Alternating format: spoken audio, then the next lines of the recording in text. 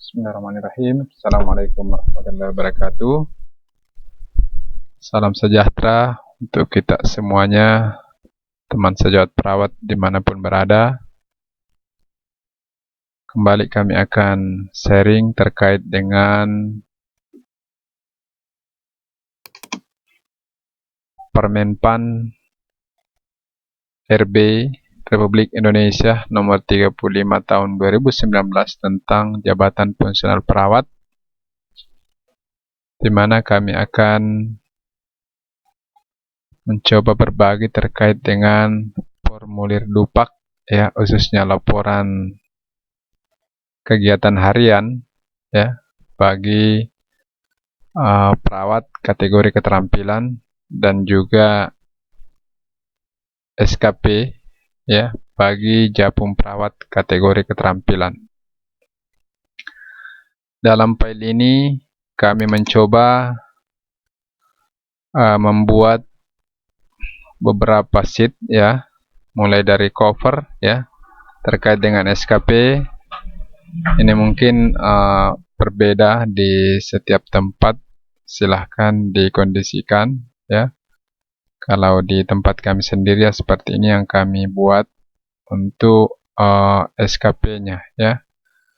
Yaitu jangka waktunya biasanya 2 Januari tahun 2020 misalnya sampai dengan 31 Desember 2020, kemudian namanya, kemudian dinasnya atau rumah sakit, ya, misalnya Dinas Kesehatan tahun 2020, ya. Ini. Kemudian inilah laporan harian pelaksanaan kegiatan keperawatan kategori keterampilan, ya, yang dibuat setiap bulan, ya. Ini kami sudah buat formatnya, ya, mulai dari biodata, kemudian ini tempat kerjanya, begitu pula dengan kegiatan, tanggal, jumlah, angka kredit, ya. Ini kami sudah buat secara otomatis. Misalnya kita isi di tanggal 1 kita ada kegiatan, maka otomatis jumlahnya akan langsung terrekap, ya, langsung terjumlah sesuai dengan kegiatan yang kita lakukan, ya. Untuk perawat terampil sendiri itu memungkinkan untuk melaksanakan kegiatan satu tingkat di atasnya. Artinya dia dapat melakukan kegiatan dari perawat mahir, ya, dan akan mendapatkan angka kredit 80% dari kegiatan yang dilakukan, yaitu sesuai dengan pasal 11 dalam Permenpan RB nomor 35 tahun 2019. Kemudian inilah beberapa kegiatan, ya, untuk perawat terampil itu ada sekitar 18 kegiatan pelayanan keperawatan. Kemudian pengembangan profesi sekira dikondisikan dengan kegiatan yang dilakukan, ya, karena ini berlaku untuk semua jenjang, ini. Namun pada perawat terampil ini untuk SKP-nya sekira tadi sesuai dengan jumlahnya ada 18. Ini kami ambil dari formulir DUPAK tadi, ya, ada 18 kegiatan untuk pelayanan keperawatan atau unsur utama. Kemudian unsur penunjang itu kami di sini hanya memasukkan seminar, ya, dan pelatihan teknis.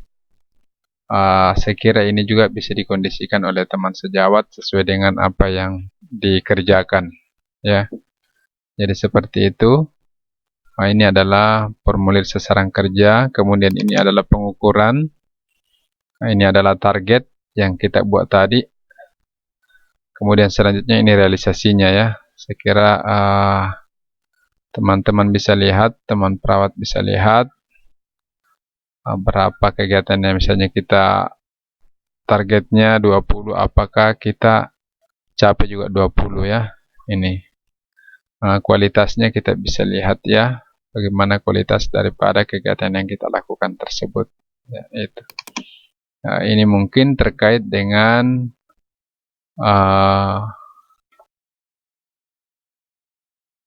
pengukuran, ya. Kemudian selanjutnya perilaku. Saya kira ini perilaku juga otomatis ketika kita sudah mendapatkan poin 87,55 misalnya, maka dalam perilaku ini kami sudah rumus juga, akan langsung terisi di sini.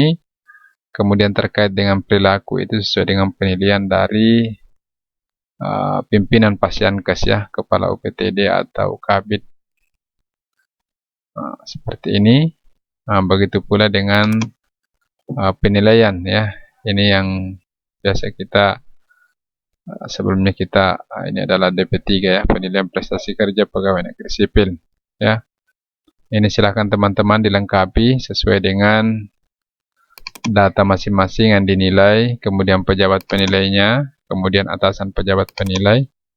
Begitu pula tanda tangannya ya dan tanggalnya. Ini akan terisi secara otomatis ketika kita sudah mengisi di pengukuran ya dan perilaku, maka ini akan terjumlah dengan secara otomatis. Ya, begitu pula dengan perawat mahir. Perawat mahir, cuma perawat mahir itu tadi kalau perawat terampil hanya bisa melakukan satu tingkat di atasnya. Sedangkan kalau perawat mahir itu dia bisa melakukan kegiatan perawat terampil ya dan mendapatkan angka kredit 100%. Dan bisa juga melakukan kegiatan perawat penyelia dan mendapatkan angka kredit 80% ya. Ini ada sekitar 28 kegiatan ya untuk perawat mahir. Saya kira untuk sasaran kerjanya sama dengan perawat terampil tadi ya. Nah, ini sekali lagi perawat mahir bisa melakukan kegiatan perawat terampil, bisa juga melakukan kegiatan perawat penyelia ya.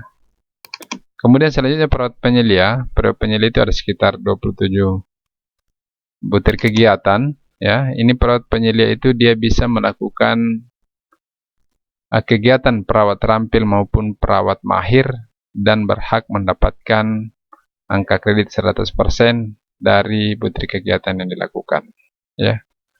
Seperti itu saya kira terkait dengan SKP-nya ya, sama dengan perawat terampil tadi, pengukuran, perilaku, kemudian penilaiannya juga. Saya kira ini adalah sharing ya untuk kita.